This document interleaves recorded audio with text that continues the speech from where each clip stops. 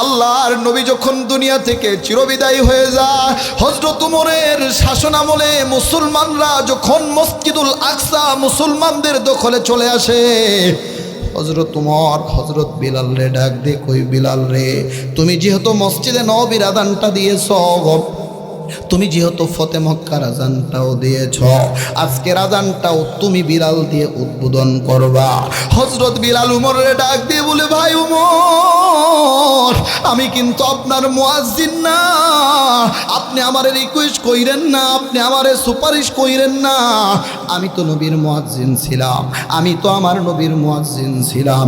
হযরত উমর ডাক দিয়ে কই, বিলাল ভাই, পাগলামি করিস না, মুসলমানদের কাছে তিনটা মসজিদ সবচাইতে দামি। এক নাম্বার হলো খানায় কাবা, এক রাকাত নামাজ যদি কেউ পড়ে আল্লাহ 1,00,000 রাকাত নামাজের সওয়াব দিয়ে দেয়, সুবহানাল্লাহ। দুই নাম্বার মসজিদ হলো মসজিদে নববী, এক রাকাত নামাজ যদি কেউ পড়ে আল্লাহ 50,000 রাকাতের সওয়াব দিয়ে দেয়। মুসলমানদের তৃতীয় মসজিদের নাম হলো মসজিদুল আকসা বাইতুল মুকাদ্দাস, এক রাকাত নামাজ যদি কেউ পড়ে আল্লাহ 25,000 রাকাতের সওয়াব দিয়ে দেয়, সুবহানাল্লাহ। হযরত ওমর বিলাল রে ডাক দিয়ে কই, বিলাল রে, তুমি যেহেতু খানায় কাবার আযানটা তুমি বিলালই দিয়েছ, মসজিদে নববীর আযানটা তুমি দিয়েছ, ও বিলাল রে, আমি উমর চাই মসজিদুল আকসার আযানটা তুমি দাও। হযরত উমর তো আল্লাহর নবীর অন্যতম একজন সাহাবী ছিল। বিলাল উমরের কথাটা আর রাখতে না রেখে পারলেন না, রিকোয়েস্টটা ফেলে দিতে পারলেন না। হযরত বিলাল উমরের রিকোয়েস্ট অনুযায়ী আরে মসজিদুল আকসার আযান দেওয়ার জন্য যখন মিনারার ভিতরে দাঁড়ায়া যায়, দুবাইলের মানুষ আমি বুঝাতে চাচ্ছি, মালিকের কাছে চেহারার দাম নাই, মালিকের কাছে প্রভাব প্রতিপত্তির দাম নাই, মালিকের কাছে আপনার বংশীয় স্ট্যাটাসের কোনো দাম নাই, মালিকের কাছে দাম হলো আপনার কলবটা কত ভালো। আপনি যদি বিলালের মতো কলব বানায়া মালিকের কাছে যেতে পারেন বাবা, আপনি যদি বিলালের মতো কলব বানায়া ওই মালিকের রেজামন্দি হাসিল করতে পারেন বাবা। হযরত বিলাল ওমরের কথা অনুযায়ী যখন মসজিদুল আকসার মিনারার ভিতরে উঠে যায়, এবার হযরত বিলাল আযান দেয়, আল্লাহু আকবার, আল্লাহু আকবার, আশহাদু আল্লা ইলাহা ইল্লাল্লাহ, আশহাদু আল্লা ইলাহা ইল্লাল্লাহ। হযরত বিলাল যখন পরের আযানের শব্দমালাগুলো উচ্চারণ করে, আশহাদু আন্না মুহাম্মাদার রাসূলুল্লাহ, হযরত বিলাল সেন্সলেস হয়ে মসজিদুল আকসার জমিনের ভিতরে পড়ে যায়। উপস্থিত সাহাবী হযরত উমর, হযরত আবু বকর সবাই পাগলের মতো দৌড়াইয়া যখন মিনারায় ওঠে, হযরত বিলালের কাছে যাওয়ার পরে বিলাল রে ডাক দিয়ে বলে, বিলাল ভাই, পাগলামি করিস না, পাগলামি করিস না। ও বিলাল, এখনো তো আযান কমপ্লিট হয় না ভাই, এখনো পর্যন্ত কিন্তু আযান শেষ হয় নাই। ও বিলাল রে, তুমি কিন্তু এখন আযান কমপ্লিট করো নাই। বিলাল তো সেন্সলেস হয়ে জমিনে পড়ে গিয়েছে। হযরত বিলাল কিছুই বলে না, বিলাল কোনো উত্তর দেয় না। হযরত উমর সালমানে ফার্সিরে ডাক দিয়ে কয়, ও সালমানে ফার্সি, একটু পানির ব্যবস্থা করেন। এবার হযরতে সালমানে ফার্সি হযরত উমরের কথা অনুযায়ী উনি একটু পানির ব্যবস্থা যখন করলেন বাবা, এবার হযরত উমর ওই পানি থেকে এক চুমুক পানি নিয়ে বিলালের চোখের মধ্যে যখন সিটা মেরে দেয়, বিলাল নিবু নিবু ভাবে চোখগুলো যখন খোলে, হযরত উমর বিলাল রে ডাক দিয়ে কই, ভাই বিলাল, এখনো পর্যন্ত কিন্তু আযান কমপ্লিট হয় নাই, এখনো পর্যন্ত কিন্তু আযানের গাঁথনি, আযানের শব্দমালা কিন্তু শেষ হয় নাই, আযানের শব্দধ্বনি কিন্তু শেষ হয় নাই। হযরত বিলাল ডাক দিয়ে বলে, ওগো নবীর সাহাবী উমর, আমার যে ভিতরের কষ্ট আপনি কি বুঝবেননি?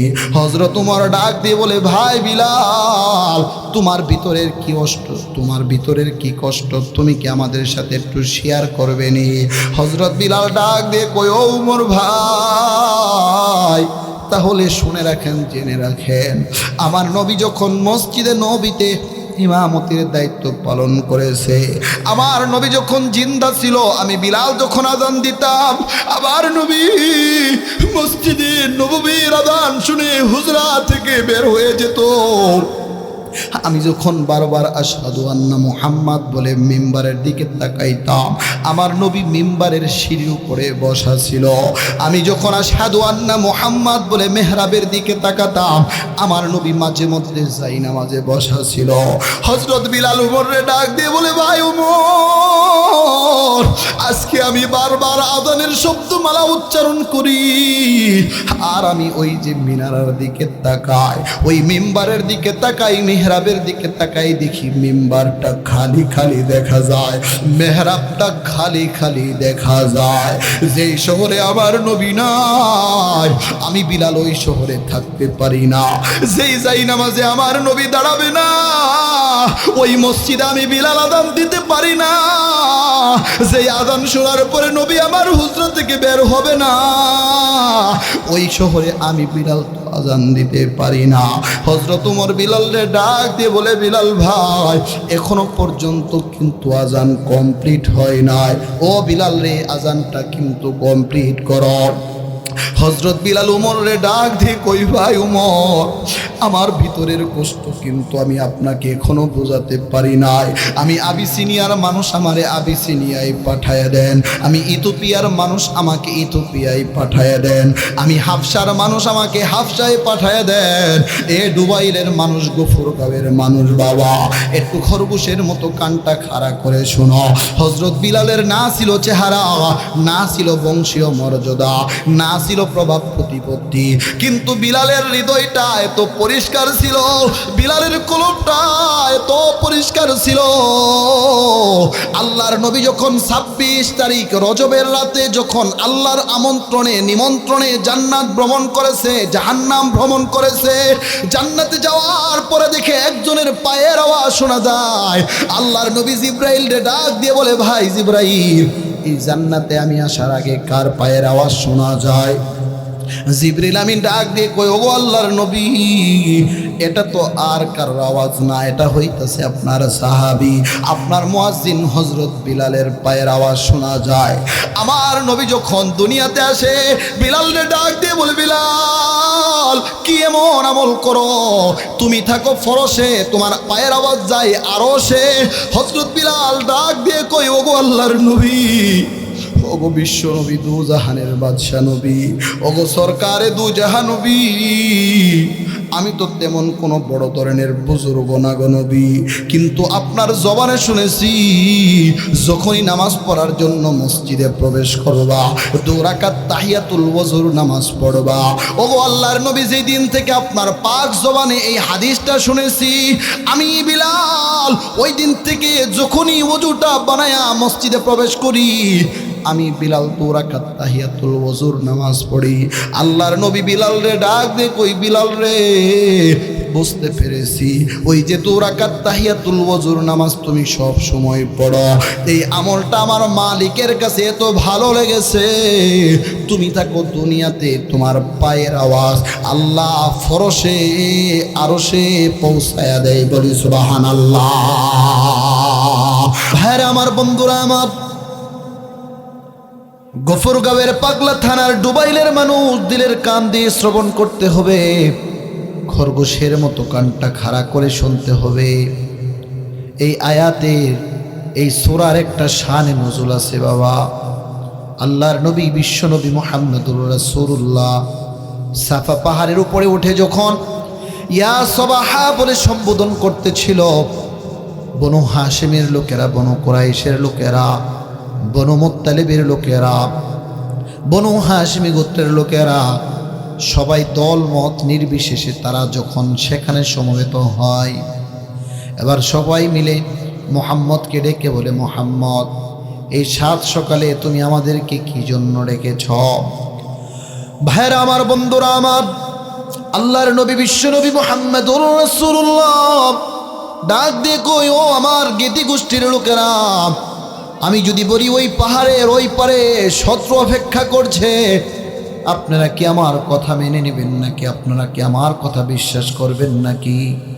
এবার উপস্থিত সবাই ডাক দিয়ে বলে, মুহাম্মদ, তুমি এমন একজন সাদেক নবী, এমন একজন সত্যবাদী নবী, জীবনে তুমি কোনোদিন মিথ্যা বলো নাই, মিথ্যার ধারে কাছেও যাও নাই, তুমি যদি আমাদেরকে বলো অবশ্যই আমরা তোমার কথা মেনে নিব, বিশ্বাস করব। মুহাম্মদ বলে, ও আমার চাচারা, তাহলে আমি আপনাদেরকে ওই মহাসত্যের সন্ধান দিচ্ছি। আপনারা যদি পড়েন লা ইলাহা ইল্লাল্লাহ মুহাম্মাদুর রাসূলুল্লাহ, জোরে বলি আল্লাহু আকবার। হয় নাই মুমিনের আওয়াজে বলা যাবে নি আল্লাহু আকবার। আল্লাহর নবী বিশ্ব নবী মুহাম্মাদুর রাসূলুল্লাহ ডাক দিয়ে বলে, ও আমার গীতি গোষ্ঠীর লোকেরা শুনুন, এই কালেমা যদি পড়েন, আমি বিশ্ব নবী বললাম, জাহান্নামের আগুনে আপনাদেরকে দগ্ধ হতে হবে না, তপ্ত হতে হবে না। ডুবাইলের মানুষ বাবা খরগোশের মতো কানটা খাড়া করে শুনেন। মহব্বত সবাই করেছে, কিন্তু নবীর আপন চাচা নাম হলো আবুল আহাব। নবীর আপন চাচার নাম হলো আবুল আহাব, গ্রাম্য চাচা না, নাম হলো আবুল আহাব। এই আবুল আহাব, আহারে নবীর চাচার নাম হলো আবুল আহাব। আবুল আহাবের পাশে ছিল একটা পাথর। আবুল আহাব ওই কঙ্করটা মুহাম্মদের দিকে মেরে বলে, তাব্বান লাকা ইয়া মুহাম্মদ আলী হাযা জামাতানা, হে মুহাম্মদ তুমি ধ্বংস হয়ে যাও, এই জন্যই কি সাত সকালে তুমি আমাদেরকে ডেকেছ? আমার আল্লাহ জিবরিল রে ডাক দিয়ে কই, জিবরাইল রে, এতদিন আবুল আহাব আমার সাথে বৈপরীত্য অবলম্বন করেছে, আমার সাথে গাদ্দারি করেছে, আমি আল্লাহর শানে বিরুদ্ধাচরণ করেছে, আমি আল্লাহ কিছু বলি না, কিন্তু আমার নবীর শানে বেয়াদবি করেছে, আমি আল্লাহ বরদাস্ত করতে পারি না, সহ্য করতে পারি না, বরং আমার নবী তো ধ্বংস হবে না। এবার আল্লাহ জিবরিলের কর্ণকহরে জানিয়ে দেয়, জিবরাইল যাও, তুমি গিয়ে মুহাম্মদের কর্ণকহরে জানায় দাও, পড়েন তাব্বাত ইয়াদা আবি লাহাবিন ওয়া তাব, জোরে বলি আল্লাহু আকবার। হয় নাই আরেকটু ইমানের আওয়াজে বলা যাবে নি আল্লাহু আকবার। আল্লাহ রাব্বুল আলামিন বলেন, ও পৃথিবীর মানুষ, আবুল আহাব আমার নবীর ধ্বংসের বদদুয়া করেছে, আমি আবুল আহাবের উভয় হস্তদ্বয় ধ্বংস করে দিলাম। ওয়াতাব্বা মাজির সিগা, এবং আবুল আহাব নিজেও ধ্বংস হয়ে গিয়েছে, বলি সুবহানাল্লাহ। ডুবাইলের মানুষ বাবা স্মৃতিপট দিয়ে ভালো করে শুনেন। মনে মনে প্রশ্ন করতে পারেন, বক্তা সাহেব আপনারাই তো বলেন আল্লাহ ইনসাফ করক, আবুল আহাব পাথর মারতে গেছে এক হাত দিয়ে, নবীজিকে পাথর মারতে গিয়েছে এক হাত দিয়ে, তাহলে আবুল আহাবের উভয় হস্তের ধ্বংসের বদদুয়া কেন আল্লাহ করেছে? আমার ভাইয়েরা, শীত মৌসুমে আপনারা যে ব্যাডমিন্টন খেলেন, ভেট দিয়ে যখন আপনি ফেদারের মধ্যে বাড়ি দেন, ডান হাত দিয়ে ফেদারের মধ্যে বাড়ি দেন, বাম হাত কিন্তু শক্তি সঞ্চার করে। মুহাদ্দিসিনে কেরাম বলে, আবুল আহাব পাথর মারতে গিয়েছে ডান হাত দিয়ে, বাম হাত শক্তি সঞ্চার করেছে, এই জন্য আল্লাহ আবুল আহাবের উভয় হস্তের বদদুয়া করেছে, বলি সুবহানাল্লাহ। এটা হলো এক ব্যাখ্যা। আরেক ব্যাখ্যা হলো তাফসিরে কাবীরের ভিতরে আল্লামা ইমাম ফখরুদ্দিন রাজি রহমাতুল্লাহি আলাইহি বলেন, আবুল আহাবের ইহকাল পরকাল উভয়কাল ধ্বংস হয়ে যাক, তার মানে আবুল আহাব ইহকাল পরকাল উভয়কাল ধ্বংস হয়ে যাবে। বাবা আমার ডুবাইলের বৃদ্ধ বাবা, যুবক ভাই, পর্দার অন্তরালের মায়েরা, আবুল আহাব তাফসিরে কাবীরের ভিতরে এসেছে, আবুল আহাব অহংকার করেছে তিন কারণে। কয় কারণে? সবাই বলেন না কয় কারণে? এক নাম্বার, আবুল আহাবের আসল নাম কিন্তু আবুল আহাব না, আবুল আহাবের আসল নাম হইতেছে আব্দুল উজ্জা। উজ্জা মানে হিন্দুদের একটা প্রতিমার নাম, মূর্তির নাম। দেখেন আমার আল্লাহ কতটা ইনসাফ করক, আল্লাহ কিন্তু কোরআনে বলে দিতে পারতো তাব্বাত ইয়াদা আব্দুল উজ্জা বা আবিল উজ্জা, এমন শব্দ ব্যবহার করতে পারত, কিন্তু আল্লাহ এখানে এমন শব্দ ব্যবহার করে নাই। আল্লাহ বলেছে তাব্বাত ইয়াদা আবি লাহাবি ওয়া তাব, তার মানে আল্লাহ বোঝাতে চাচ্ছে একটা মুশরিকি নাম, শিরকি নাম। আল্লাহ এটা কোরআনে উল্লেখ করবে না, কোরআনে উল্লেখ করবে না। তার মানে আমার ভাইরা, আবুল আহাবের আসল নাম ছিল আব্দুল উজ্জা। উজ্জা হলো হিন্দুদের একটি প্রতিমার নাম, মূর্তির নাম। হিন্দুদের একটা প্রতিমার নাম।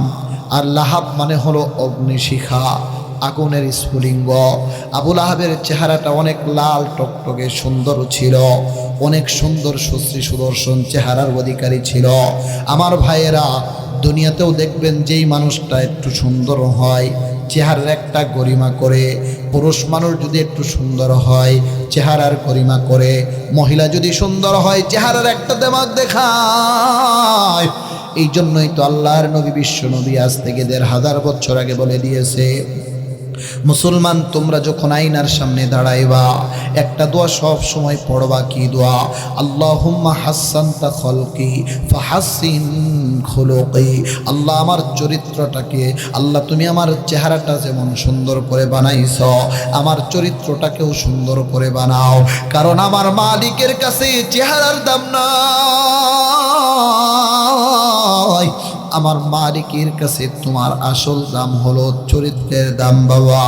এই জন্য আল্লাহর নবী অন্যত্র হাদিসের ভিতরে বলেছে, ইন্নাল্লাহা লা ইয়ানজুরু ইলা সুওয়ারিকুম ওয়া আমওয়ালিকুম ওয়ালাকিন ইয়ানজুরু ইলা কুলুবিকুম ওয়া আ'মালিকুম।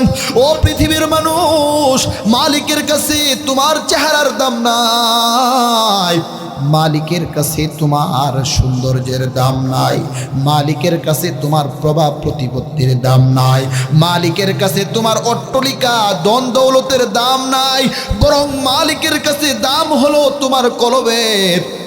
তার মানে তোমার কলবটা যদি ভালো হয়, তোমার কলবটা যদি সুন্দর হয়, এ ডুবাইলের বৃদ্ধ বাবা, যুবক ভাই, তুমি যদি দেখতেও সুন্দর হও, তুমি যদি দেখতে বেটেও হও, তুমি যদি দেখতে একেবারে নর্মাল ফ্যামিলিরও হও, কিন্তু তোমার কলবের ভিতরে যদি মালিকের ভয় থাকে, তোমার কলবটা যদি স্বচ্ছ কলব বানায়া তুমি যদি কবরে যেতে পারো, আসমানের মালিক আল্লাহ বলে সমস্যা নাই, ও বান্দা তুমি মারা যাওয়ার সাথে সাথে আমি আল্লাহ বলে দিলাম তোমার বেহিসাব গুনাহ মোচন করিয়া সাত্তার নামের সাবান পানি দিয়া গোসল দিয়া মাগফিরাতের খুশবু লাগায়া আমি আল্লাহ তোমাকে জান্নাতের মালিক বানায়া দিব। বলি সুবহানাল্লাহ। আল্লাহ তুমি দয়ার সাগর, আল্লাহ তুমি দয়ার সাগর, রহমানুর রহিম, তোমার দয়াই পূর্ণ আমার সারা নিশিদিন, তোমার দয়াই পূর্ণ আমার সারা নিশিদিন। মারহাবা বলেন, আর একটু জোরে বলা যাবে নি মারহাবা। দুবাইলের বৃদ্ধ বাবা, যুবক ভাই, পর্দার অন্তরালের মায়েরা, যেই কথা বলতেছিলাম, আবু লাহাব অহংকার করত 3 কারণে। কয় কারণে?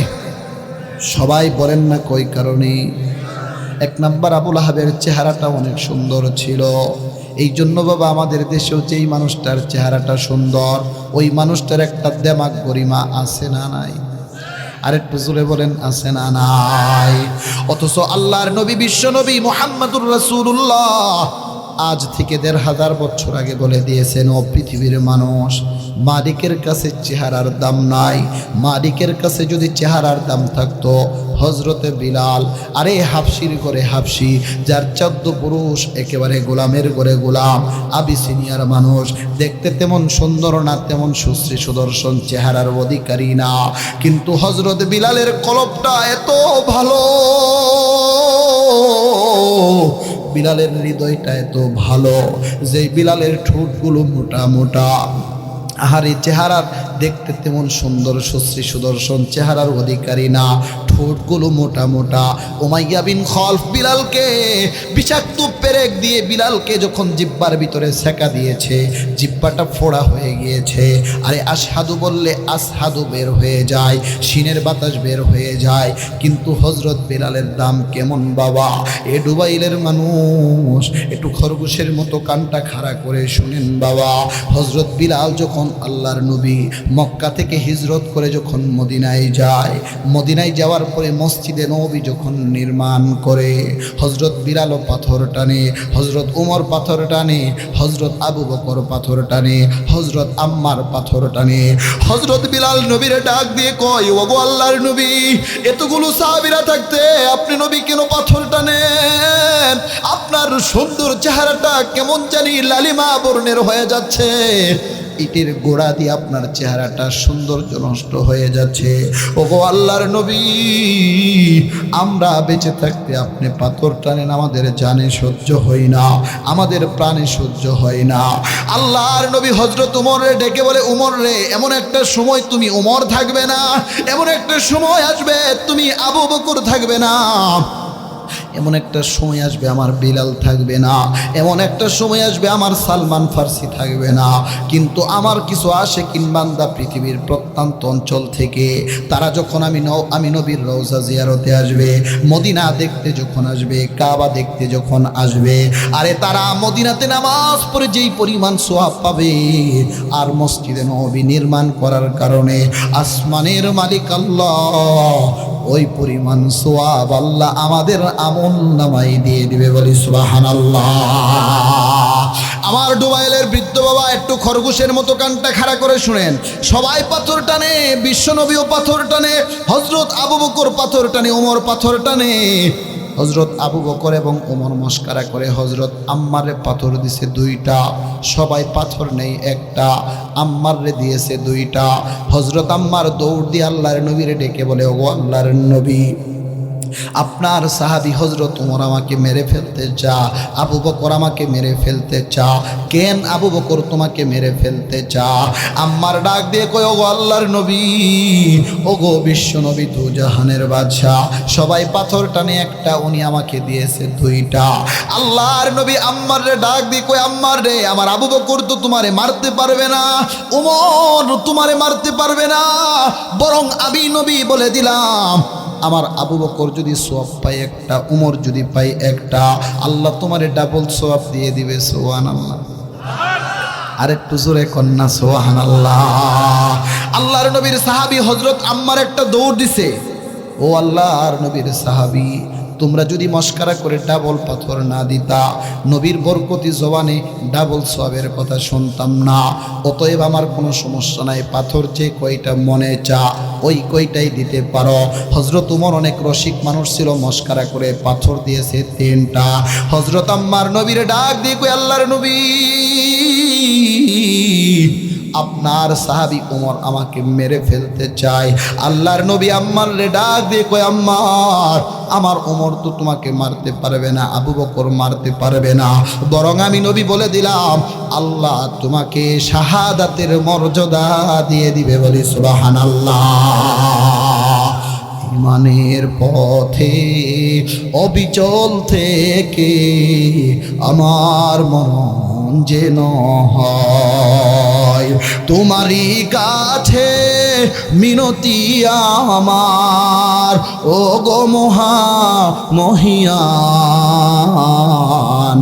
ইমানের পথে অবিচল থেকে আমার মরণ যেন হয়। মারহাবা বলেন, আর একটু জোরে বলেন না মারহাবা। দুবাইলের মানুষ বাবা, দিলের কান দিয়ে শুনেন, মসজিদে নববী যখন পুনর্নির্মাণ কমপ্লিট হয়ে যায়, হযরত আবু বকর নির্মাণ করে, ওমর নির্মাণ করে, আল্লাহর নবী নির্মাণ করে, এখন মসজিদে নবীর আযানটা কাকে দিয়ে উদ্বোধন করাবে? এই দুবাইলের মানুষ, আমি বোঝাতে চাচ্ছি বাবা, ওখানে কিন্তু অনেক সিনিয়র সাহাবীরা ছিল। আবু বকর উপস্থিত ছিল, হযরত ওমর উপস্থিত ছিল, আম্মার ছিল, সালমানে ফার্সি ছিল। আল্লাহর নবী কিন্তু কাউকে দিয়ে মসজিদে নবীর আযানটা উদ্বোধন করাই নাই। নবীর অন্যতম সাহাবী হযরত বিলাল, দেখতে তেমন সুন্দর না, চেহারা দেখতে তেমন সুশ্রী সুদর্শন চেহারার অধিকারী না। আল্লাহর নবী হযরত বিলাল রে ডাক দিয়ে কই, বিলাল রে, আজকে এই মসজিদে নবীর আযানটা তুমি বিলাল উদ্বোধন করবা। হযরত বিলাল খুশিতে আনন্দে মাতোয়ারা হয়ে গিয়েছে। হারে আরে, এই সিনিয়র অনেক সাহাবীরা উপস্থিত, আবু বকর উপস্থিত, হযরত উমর উপস্থিত, আম্মার উপস্থিত, সালমানে ফার্সি উপস্থিত। কাউকে দিয়ে নবী মসজিদে নবীর আযানটা দেওয়াই নাই, আমি বিলালকে দিয়ে আল্লাহর নবী মসজিদে নবীর আযানটা দিয়েছে বাবা। এরপরে মসজিদে নবী যখন নির্মাণ কমপ্লিট হয়ে যায়, 8ম হিজরিতে যখন মক্কা বিজয় হয়ে যায়, ফতে মক্কার সময় আল্লাহর নবী 10,000 সাহাবীদেরকে নিয়ে উনি যখন মক্কার অভিমুখে রওনা দেয়, একেবারে সুলা পরামর্শ করতে করতে যখন জোহরের সময় হয়ে যায়, আল্লাহর নবী উপস্থিত সাহাবীদেরকে ডেকে বলে, ও সাহাবীরা রে, জোহরের নামাজের তো সময় হয়ে যাচ্ছে, নামাজের আগে তো জোহরের আযান দেওয়ার প্রয়োজন। আজকের আজানটা কে দিবে? আজকের আজানটা কে দিবে? এক এক সাহাবী এক একজনের ব্যাপারে প্রস্তাব উত্থাপন করে। আল্লাহর নবী ডাক দিয়ে কয়, ও আমার সাহাবীরা শোনো, আজকের আজানটা কেউ দিবে না, আজকের আজানটাও আমার কালো বিলালি দিবে, কালো বিলালি দিবে। আল্লাহর নবী যখন দুনিয়া থেকে চিরবিদায় হয়ে যায়, হযরত উমরের শাসনামলে মুসলমানরা যখন মসজিদুল আকসা মুসলমানদের দখলে চলে আসে, হযরত উমর হযরত বিলাল রে ডাক দিয়ে কই, বিলাল রে, তুমি যেহেতু মসজিদে নববীর আযানটা দিয়েছ, তুমি যেহেতু ফতে মক্কার আযানটাও দিয়েছ, আজকের আযানটাও তুমি বিলাল দিয়ে উদ্বোধন করবা। হযরত বিলাল উমরের ডাক দিয়ে বলে, ভাই উমর, আমি কিন্তু আপনার মুয়াজ্জিন না, আপনি আমারে রিকোয়েস্ট কইরেন না, আপনি আমারে সুপারিশ কইরেন না, আমি তো নবীর মুয়াজ্জিন ছিলাম, আমি তো আমার নবীর মুয়াজ্জিন ছিলাম। হযরত উমর ডাক দিয়ে কই, বিলাল ভাই, পাগলামি করিস না, মুসলমানদের কাছে 3টা মসজিদ সবচাইতে দামি। 1 নাম্বার হলো খানায় কাবা, 1 রাকাত নামাজ যদি কেউ পড়ে, আল্লাহ 1 লক্ষ রাকাত নামাজের সওয়াব দিয়ে দেয়, সুবহানাল্লাহ। 2 নাম্বার মসজিদ হলো মসজিদে নববী, 1 রাকাত নামাজ যদি কেউ পড়ে, আল্লাহ 50,000 রাকাতের সওয়াব দিয়ে দেয়। মুসলমানদের 3য় মসজিদের নাম হলো মসজিদুল আকসা, বাইতুল মুকাদ্দাস, 1 রাকাত নামাজ যদি কেউ পড়ে, আল্লাহ 25,000 রাকাতের সওয়াব দিয়ে দেয়, সুবহানাল্লাহ। হযরত উমর বিলাল রে ডাক দিয়ে কই, বিলাল রে, তুমি যেহেতু খানায় কাবার আযানটা তুমি বিলালই দিয়েছ, মসজিদে নববীর আযানটা তুমি দিয়েছ, ও বিলাল রে, আমি উমর চাই মসজিদুল আকসার আযানটা তুমি দাও। হযরত উমর তো আল্লাহর নবীর অন্যতম একজন সাহাবী ছিল। বিলাল উমরের কথাটা আর রাখতে না রেখে পারলেন না, রিকোয়েস্টটা ফেলে দিতে পারলেন না। হযরত বিলাল উমরের রিকোয়েস্ট অনুযায়ী আরে মসজিদুল আকসার আযান দেওয়ার জন্য যখন মিনারার ভিতরে দাঁড়ায়া যায়, ডুবাইলের মানুষ আমি বুঝাতে চাচ্ছি, মালিকের কাছে চেহারার দাম নাই, মালিকের কাছে প্রভাব প্রতিপত্তির দাম নাই, মালিকের কাছে আপনার বংশীয় স্ট্যাটাসের কোনো দাম নাই, মালিকের কাছে দাম হলো আপনার কলবটা কত ভালো। আপনি যদি বিলালের মতো কলব বানায়া মালিকের কাছে যেতে পারেন বাবা, আপনি যদি বিলালের মতো কলব বানায়া ওই মালিকের রেজামন্দি হাসিল করতে পারেন বাবা। হযরত বিলাল উমরের কথা অনুযায়ী যখন মসজিদুল আকসার মিনারার ভিতরে উঠে যায়, এবার হযরত বিলাল আযান দেয়, আল্লাহু আকবার, আল্লাহু আকবার, আশহাদু আল্লা ইলাহা ইল্লাল্লাহ, আশহাদু আল্লা ইলাহা ইল্লাল্লাহ। হযরত বিলাল যখন পরের আযানের শব্দমালাগুলো উচ্চারণ করে, আশহাদু আন্না মুহাম্মাদার রাসূলুল্লাহ, হযরত বিলাল সেন্সলেস হয়ে মসজিদুল আকসার জমিনের ভিতরে পড়ে যায়। উপস্থিত সাহাবী হযরত উমর, হযরত আবু বকর সবাই পাগলের মতো দৌড়াইয়া যখন মিনারায় ওঠে, হযরত বিলালের কাছে যাওয়ার পরে বিলাল রে ডাক দিয়ে বলে, বিলাল ভাই, পাগলামি করিস না, পাগলামি করিস না। ও বিলাল, এখনো তো আযান কমপ্লিট হয় না ভাই, এখনো পর্যন্ত কিন্তু আযান শেষ হয় নাই। ও বিলাল রে, তুমি কিন্তু এখন আযান কমপ্লিট করো নাই। বিলাল তো সেন্সলেস হয়ে জমিনে পড়ে গিয়েছে। হযরত বিলাল কিছুই বলে না, বিলাল কোনো উত্তর দেয় না। হযরত উমর সালমানে ফার্সিরে ডাক দিয়ে কয়, ও সালমানে ফার্সি, একটু পানির ব্যবস্থা করেন। এবার হযরতে সালমানে ফার্সি হযরত উমরের কথা অনুযায়ী উনি একটু পানির ব্যবস্থা যখন করলেন বাবা, এবার হযরত উমর ওই পানি থেকে 1 চুমুক পানি নিয়ে বিলালের চোখের মধ্যে যখন সিটা মেরে দেয়, বিলাল নিবু নিবু ভাবে চোখগুলো যখন খোলে, হযরত উমর বিলালরে ডাক দিয়ে কই, ভাই বিলাল, এখনো পর্যন্ত কিন্তু আযান কমপ্লিট হয় নাই, এখনো পর্যন্ত কিন্তু আযানের গাঁথুনি, আযানের শব্দমালা কিন্তু শেষ হয় হয় নাই, আযানের শব্দধ্বনি কিন্তু শেষ হয় নাই। হযরত বিলাল ডাক দিয়ে বলে, ওগো নবীর সাহাবী উমর, আমার যে ভিতরের কষ্ট আপনি কি বুঝবেননি? হযরত উমর ডাক দিয়ে বলে, ভাই বিলাল, তোমার ভিতরের কি কষ্ট, তোমার ভিতরের কি কষ্ট তুমি কি আমাদের সাথে একটু শেয়ার করবে নি? হযরত বিলাল ডাক দিয়ে কই, ও উমর ভাই, তাহলে শুনে রাখেন, জেনে রাখেন, আমার নবী যখন মসজিদে নবীতে ইমামতির দায়িত্ব পালন করেছে, আমার নবী যখন জিন্দা ছিল, আমি বিলাল যখন আযান দিতাম, আমার নবী মসজিদে নববীর আযান শুনে হুজরা থেকে বের হয়ে যেত। আমি যখন বারবার আশহাদু আন্না মুহাম্মাদ বলে মিম্বারের দিকে তাকাইতাম, আমার নবী মিম্বারের সিঁড়ির উপরে বসা ছিল। আমি যখন আশহাদু আন্না মুহাম্মাদ বলে মেহরাবের দিকে তাকাতাম, আমার নবী মাঝে মধ্যে যাই নামাজে বসা ছিল। হযরত বিলাল উমরে ডাক দিয়ে বলে, ভাই উমর, আজকে আমি বারবার আযানের শব্দমালা উচ্চারণ করি, আর আমি ওই যে মিনারার দিকে তাকাই, ওই মিম্বারের দিকে তাকাই, মেহরাবের দিকে তাকাই, দেখি মিম্বারটা খালি খালি দেখা যায়, মেহরাবটা খালি খালি দেখা যায়। যেই শহরে আমার নবী নাই, আমি বিলাল ওই শহরে থাকতে পারি না। যেই যাই নামাজে আমার নবী দাঁড়াবে না, ওই মসজিদে আমি বিলাল আযান দিতে পারি না। যেই আযান শোনার পরে নবী আমার হুজরা থেকে বের হবে না, ওই শহরে আমি বিলাল আযান দিতে পারি না। হযরত উমর বিলালরে ডাক দিয়ে বলে, বিলাল ভাই, এখনো পর্যন্ত কিন্তু আযান কমপ্লিট হয় নাই, ও বিলাল রে, আযানটা কিন্তু কমপ্লিট করো। হযরত বিলাল উমরে ডাক দিয়ে কই, ভাই উমর, আমার ভিতরের কষ্ট কিন্তু আমি আপনাকে এখনো বোঝাতে পারি নাই। আমি আবিসিনিয়ার মানুষ, আমারে আবিসিনিয়ায় পাঠায়া দেন। আমি ইথিওপিয়ার মানুষ, আমাকে ইথিওপিয়ায় পাঠায়া দেন। আমি হাবশার মানুষ, আমাকে হাবশায় পাঠায়া দেন। এ ডুবাইলের মানুষ, গফরগাঁওয়ের মানুষ, বাবা একটু খরগোশের মতো কানটা খাড়া করে শোনো। হযরত বিলালের না ছিল চেহারা, না ছিল বংশীয় মর্যাদা, না ছিল প্রভাব প্রতিপত্তি, কিন্তু বিলালের হৃদয়টা এত পরিষ্কার ছিল, বিলালের কলবটা এত পরিষ্কার ছিল। আল্লাহর নবী যখন 26 তারিখ রজবের রাতে যখন আল্লাহর আমন্ত্রণে নিমন্ত্রণে জান্নাত ভ্রমণ করেছে, জাহান্নাম ভ্রমণ করেছে, জান্নাতে যাওয়ার পরে দেখে একজনের পায়ের আওয়াজ শোনা যায়। আল্লাহর নবী জিব্রাইলকে ডাক দিয়ে বলে, ভাই জিব্রাইল, এই জান্নাতে আমি আসার আগে কার পায়ের আওয়াজ শোনা যায়? জিবরিল আমিন ডাক দিয়ে কই, ওগো আল্লাহর নবী, এটা তো আর কারোর আওয়াজ না, এটা হইতাছে আপনার সাহাবী, আপনার মুয়াজ্জিন হযরত বিলালের পায়ের আওয়াজ শোনা যায়।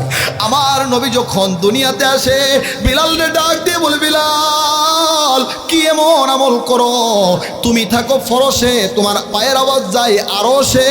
হযরত বিলাল ডাক দিয়ে কই, ওগো আল্লাহর নবী, ওগো বিশ্ব নবী, দু জাহানের বাদশা নবী, ওগো সরকারে দু জাহান নবী, আমি তো তেমন কোনো বড় ধরনের বুজুর্গ না গো নবী, কিন্তু আপনার জবানে শুনেছি যখনই নামাজ পড়ার জন্য মসজিদে প্রবেশ করবা, 2 রাকাত তাহিয়াতুল ওযুর নামাজ পড়বা।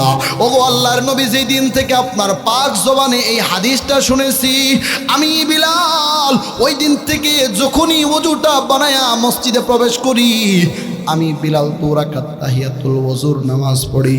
আল্লাহর নবী বিলাল রে ডাক দে কই, বিলাল রে, বুঝতে পেরেছি ওই যে 2 রাকাত তাহিয়াতুল ওযুর নামাজ তুমি সব সময় পড়ো, এই আমলটা আমার মালিকের কাছে এত ভালো লেগেছে, তুমি থাকো দুনিয়াতে, তোমার পায়ের আওয়াজ আল্লাহ ফরশে আরশে পৌঁছায়া দেয়। বলি সুবহানাল্লাহ।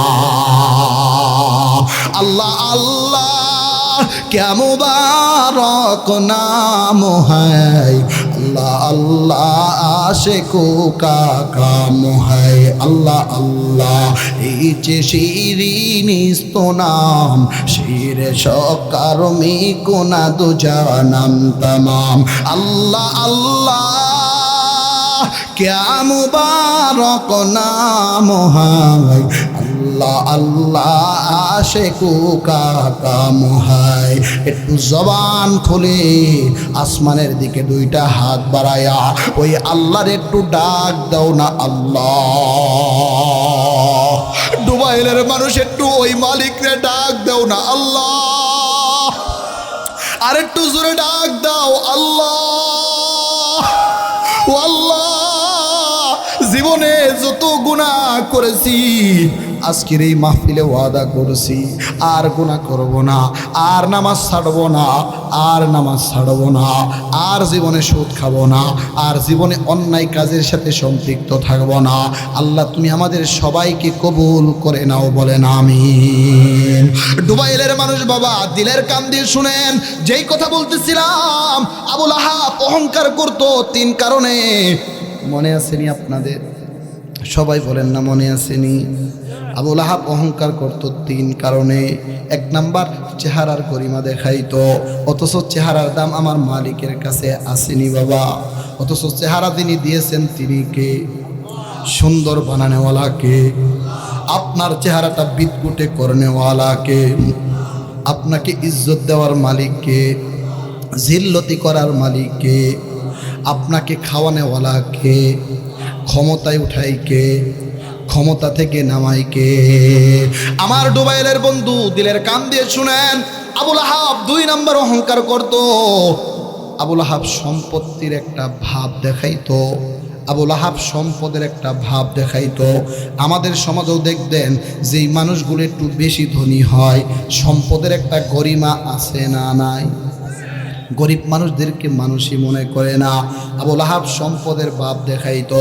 আমার আল্লাহ পরের আয়াত নাজিল করে জানায় দেয়, মা আগনা আনহু মালুহু ওয়া মা কাসাব। জোরে বলি আল্লাহু আকবার। হয় নাই মুমিনের আওয়াজ বলা যাবে না আল্লাহু আকবার। আল্লাহ রাব্বুল আলামিন বলেন, আবুল আহাব সম্পদের গরিমা দেখাও, তোমার ধন সম্পত্তি কাজে লাগবে না, তোমার কোনো সহায় সম্পত্তি কাজে লাগবে না। 3 নাম্বার অহংকার করত আবুল আহাব, লাঠির জোর দেখাইতো আর মানুষদেরকে বলতো, ও কুরাইশের লোকেরা, ভাতিজা মুহাম্মদ যে কথাগুলো বলে, আল্লাহ যদি আসলে হাসর নাসর করেই থাকে তাহলে আল্লাহ আমারে যত সহায় সম্পত্তি দিছে আমি আল্লাহরে ঘুষ দিয়ে পার পেয়ে যাবো। নাউজুবিল্লাহ। আরেকটু জোরে কন্যা নাউজুবিল্লাহ। আল্লাহ পরের আয়াতে বলেন, সায়াসলা নারন যাতা লাহাবিন ওয়া ইমরাআতু হাম্মালাতাল হাতাব। জোরে বলি আল্লাহু আকবার। আরেকটু জোরে বলা যাবে না আল্লাহু আকবার। আল্লাহ রাব্বুল আলামিন বলেন, আবুল আহাব চিরাই লেলিহান অগ্নিশিখায় প্রবেশ করবে। এই দুবাইলের মানুষ বাবা তাফসিরে কাবিরের ভিতরে আল্লামা ইমাম ফখরুদ্দিন রাজি রহমাতুল্লাহি আলাইহি বলেন, আবুল আহাব বদর যুদ্ধের 1 দিন পরে বাবা আবুল আহাবের বগলের নিচে একটা ফোঁড়া বের হয়েছে। কি বের হয়েছে? সবাই বলে না কি বের হয়েছে? আবুল আহাবের বগলের নিচে একটা ফোঁড়া বের হয়েছে। এত দুর্গন্ধ, এত বিশ্রী গন্ধ বের হয়েছে। এবার কুরাইশের লোকেরা, আবুল আহাবের বড় ছেলের নাম ছিল উতবা, ছোটটার নাম ছিল উতাইবা, আবুল আহাবের বিবির নাম ছিল উম্মে জামিল। এবার কুরাইশের লোকেরা আবুল আহাবের 2 ছেলে উতবা এবং উতাইবা এবং উম্মে জামিলকে ডেকে বলতেছে, কি করা যায়? আবুল আহাবের বগলের নিচে যেই ফোঁড়াটা বের হয়েছে, দুর্গন্ধে আমরা তো কুরাইশ বংশের লোকেরা থাকতে পারি না, টিকতে পারি না। এই অবস্থায় যদি চলতে থাকে আমরাও তো পেট ফুলে মারা যাওয়ার সম্ভাবনা আছে। কি করা যায়? সিদ্ধান্ত উপনীত হইল, আবুল আহাবকে কুরাইশের বাহিরে, মক্কার বাহিরে একটা জায়গা আছে নর্দমা, একটা জায়গা আছে ডাস্টবিন, যেখানে কুরাইশের লোকেরা ময়লা আবর্জনা ফেলে, ওই জায়গায় আবুল আহাবকে রেখে আসা হোক। নাউজুবিল্লাহ। আরেকটু জোরে কন্যা নাউজুবিল্লাহ। আমার দুবাইলের বন্ধু, বৃদ্ধ বাবা, যুবক ভাই, পর্দার অন্তরালের মায়েরা, এবার কুরাইশের লোকেরা এই সিদ্ধান্তে উপনীত হয়েছে, এবার আবুল আহাবের সন্তান উতবা এবং উতাইবা এবং উম্মে জামিল সবাই মিলে আবুল আহাবকে মক্কার বাহিরে কুরাইশের লোকেরা যেখানে ময়লা আবর্জনা ফেলে ওই ডাস্টবিনের ভিতরে আবুল আহাবকে যখন রেখে আসে, তারিখের কিতাবের ভিতরে এসছে, তাফসিরে কাবিরের ভিতরে এসছে, আবুল আহাব 3 দিন 3 রাত পর্যন্ত সেখানে দুকে দুকে দিন কাটাতে ছিল। তখনও পর্যন্ত আবুল আহাব মৃত্যুবরণ করে নাই। এবার কুরাইশের লোকেরা এই সিদ্ধান্ত উপনীত হইল, ও কুরাইশের লোকেরা, যত কিছুই হোক আবুল আহাব আব্দুল মুত্তালিবের সন্তান। আবুল আহাব হইতেছে নবীর আপন চাচা, তাহলে নবীর দাদার নাম হইল আব্দুল মুত্তালিব। এই আবুল আহাব তো আব্দুল মুত্তালিবের অন্যতম সন্তান। এইভাবে যদি আবুল আহাবকে ধুকে ধুকে মৃত্যুবরণ হয়ে যায়, তাহলে কুরাইশ বংশের তো চুন কালি লেগে যাবে। কি করা যায়? এবার দূর থেকে মেথর ভাড়া করে নিয়ে আসো, দূর থেকে কেন্নাফিন ভাড়া করে নিয়ে আসো। এবার সবাই মিলে এই সিদ্ধান্ত উপনীত হয়েছে, কি করা যায়? এবার মোটা আঙ্গিকের টাকা দিয়ে দূর থেকে মেথর ভাড়া করে একটা লাঠির ভিতরে একটা নেকড়া পেঁচাইয়া আবুল আহাবকে ধাক্কা দিয়ে একটা গর্তের মধ্যে সেখানে রেখে আস্তে আস্তে দূর থেকে পাথর মেরে মেরে আবুল আহাবকে এইভাবে চিরবিদায় করে দেওয়া হয়। আমার আল্লাহ বলে, আমি আল্লাহ ধরি না, ধরলে কিন্তু ছাড়ি না। আল্লাহ বলেন, ওয়ামাকারুল্লাহ ওয়াল্লাহু খায়রুল মাকিরিন। আমি আল্লাহর খেলা বড় কঠিন খেলা, আমি আল্লাহ ধরি না, ধরলে কিন্তু ছাড়ি না। এই জন্য আল্লাহর এক বান্দা বলে, ফেরাউন খোদার সাথে বেয়াদবি করেছে, তাই তো নীল দরিয়ায় ডুবে সে মরেছে। ঠিক কি না? নমরুদ খোদার সাথে বেয়াদবি করেছে, তাই তো ল্যাংরা মশা তাহার নাকে ঢুকেছে। সেই মশা যখন কামড় দেয়, জুতার বাড়ির প্রয়োজন হয়, সেই জুতায় আবার বাইরে সবচেয়ে দামি হয়েছে মুসলমানের দুশ্মনেরা। হয়ে যা সাবধান, আলেম ওলামার দুশ্মনেরা হয়ে যা সাবধান, নইলে জুতার বাড়ি খাবি, হারাবি সম্মান। ঠিক না ঠিক? আমার আল্লাহ বলে, আমি আল্লাহ ধরি না, ধরলে কিন্তু আমি আল্লাহ ছাড় দেই না। আমি আল্লাহ ফেরাউনকে ছাড় দিয়েছি, ছেড়ে দেই নাই। আমি আল্লাহ নমরুদকে ছাড় দিয়েছি, ছেড়ে দেই নাই। আমি আল্লাহ আবুল আহাবকেও ছাড় দিয়েছি, ছেড়ে দিব না। ছাড় দিয়েছি, ছেড়ে দিব না। এই জন্য আল্লাহ বলেন, সায়াসলা না রংজা তালাহাবি ওমরাআতু, আবুল আহাব লেলিহান অগ্নিশিখায় প্রবেশ করবে। শুধু আবুল আহাব একাই এই লেলিহান অগ্নিশিখায় প্রবেশ করবে না, ওমরাআতুহু, তার বিবি উম্মে জামিলও প্রবেশ করবে। সুবহানাল্লাহ। আরেকটু জোরে কন্যা সুবহানাল্লাহ। দুবাইলের মানুষ বাবা, দিলের কান দিয়ে শুনেন, মনে মনে প্রশ্ন করতে পারেন, বক্তা সাহেব, আবুল আহাব নবীকে পাথর মারতে উদ্যত হয়েছে, নবীর সাথে খারাপ আচরণ করেছে, উদ্ভট আচরণ করেছে, আবুল আহাব লেলিহান অগ্নিশিখায় প্রবেশ করবে, কিন্তু তার বিবি উম্মে জামিল সে কি অপরাধ করেছে, কি দোষ করেছে? মুহাদ্দিসিনে কেরাম বলে, তাফসিরে কাবিরের ভিতরে এসছে বাবা, তার বিবি উম্মে জামিল 3 কারণে জাহান্নামে যাবে। কয় কারণে যাবে? সবাই বলেন না কয় কারণে যাবে? 1 নাম্বার কারণ হলো, এই উম্মে জামিল উদ্ভট চরিত্রের মহিলা, খুব খারাপ চরিত্রের মহিলা, একেবারে বেত্তমিজ একজন মহিলা। সকালবেলা ফজরের নামাজটা কোনো রকম পড়া, মনে করেন এই উদ্ভট উম্মে জামিল, এই উদ্ভট চরিত্রের মহিলা এলাকায় ঘুরে ঘুরে মানুষদের ধারে কাছে যেত আর বলতো, তোমরা কি মোহাম্মদকে কি চিনো নাকি? তোমরা কি আল আমিনকে চিনো নাকি?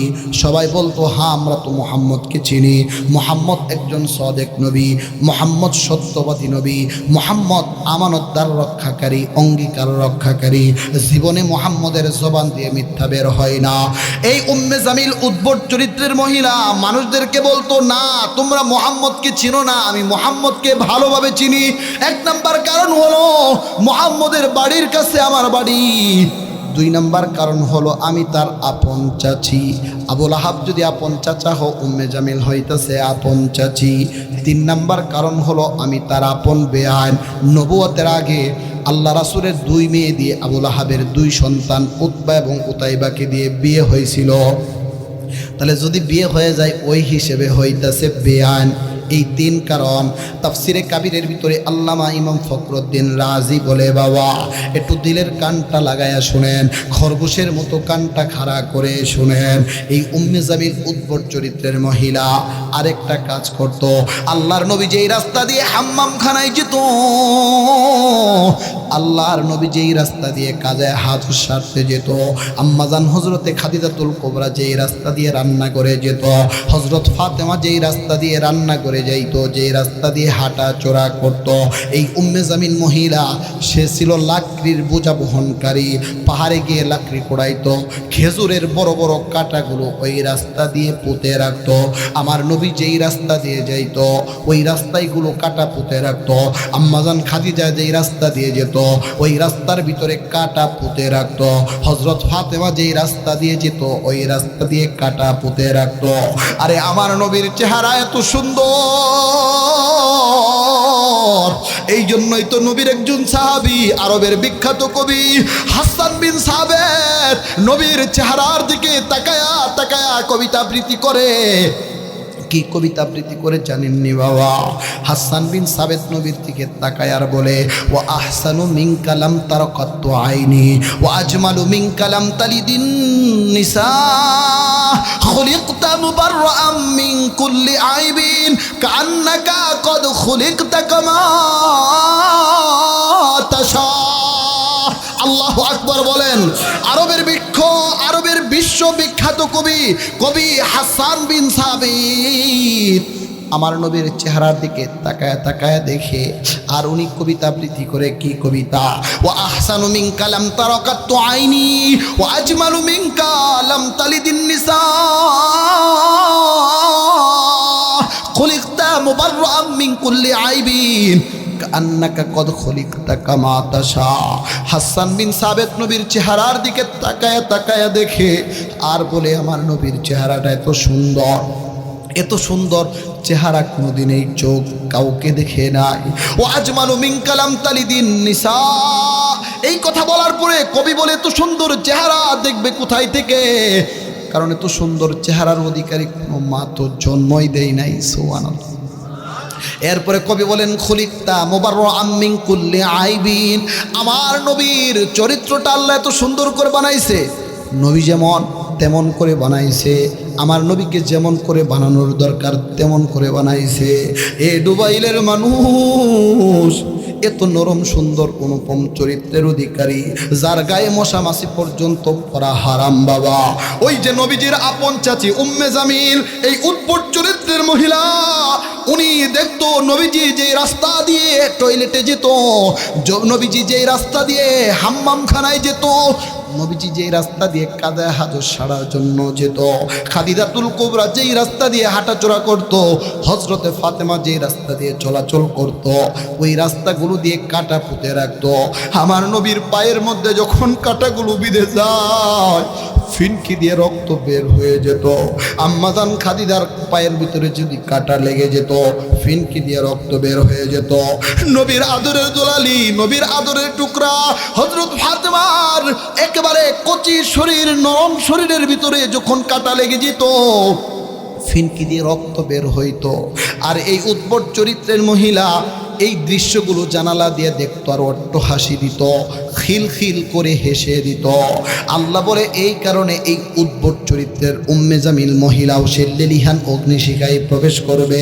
আল্লাহর কোরআনে আল্লাহ এই সূরার ভিতরেই বলেন, ফি জিদিহা হাবলুম মিন মাসাদ। মাসাদ মানে হইতাছে খেজুরের রশি দিয়ে পাকানো রশি। হাবলুন শব্দের অর্থ হলো বহন করা। হাম্মা এটা মোবালাগার সিগা, হাবলুন শব্দের অর্থ হলো বহন করা। জিদ মানে হলো গলা। এই উম্মে জামিল মহিলা সে লাকড়ি কুড়াইতো, লাকড়ির বোঝা বহন করত, পাহাড়ে গিয়ে গিয়ে লাকড়ি কুড়াইতো। লাকড়ির বোঝাগুলো এক জায়গায় করে খেজুরের রশি দিয়ে বড় একটা বোঝা বানায়া একদিন মাথার ভিতরে নিয়ে যখন তার গন্তব্যের দিকে রওনা দেয়, এমন সময় বোঝাটা অনেক ভারী হয়ে গিয়েছে।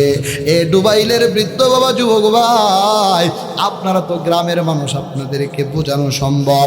আপনারা তো কৃষি কাজ করেন বাবা। এই যে ধানের সময় ধানের আটি যখন মাথায় নেন, নিতে পারবেন মনে করেন 20টা, আপনি নিছেন 30টা। বোঝাটা অনেক ভারী হয়ে যাওয়ার কারণে বোঝা কিন্তু খালি নিচের দিকে টানে, নিচের দিকে টানে।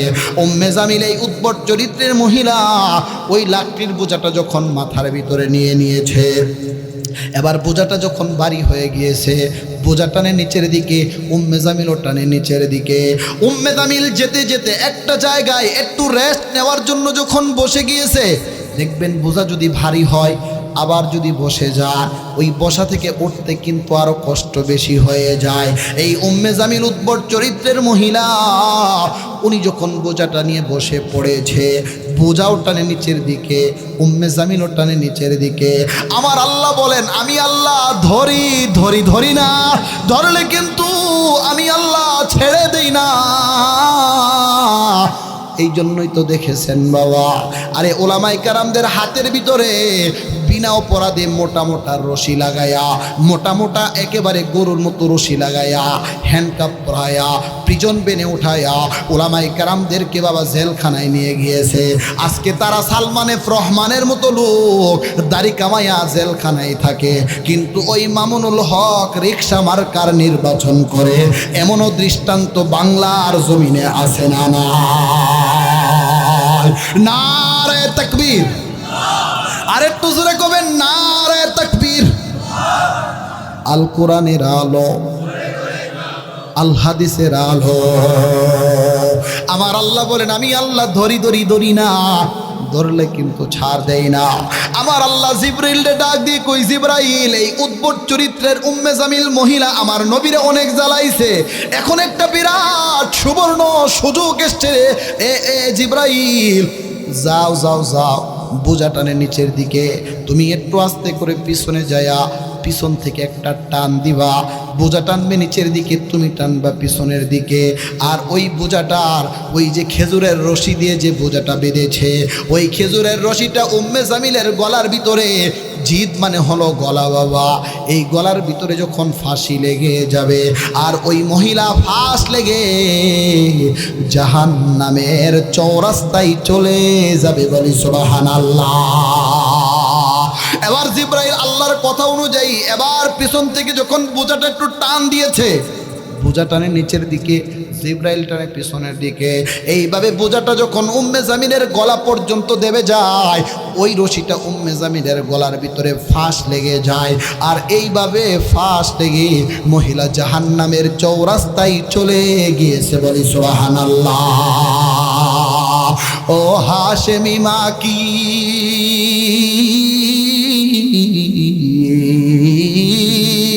ओ हाशमी माँ की मदनी उल अरबी है, ओ मेरा नबी मेरा नबी मेरा नबी है, ओ मेरा नबी मेरा नबी मेरा नबी है, ओ मेरा नबी मेरा नबी मेरा नबी है, ओ मेरा नबी मेरा नबी मेरा नबी है।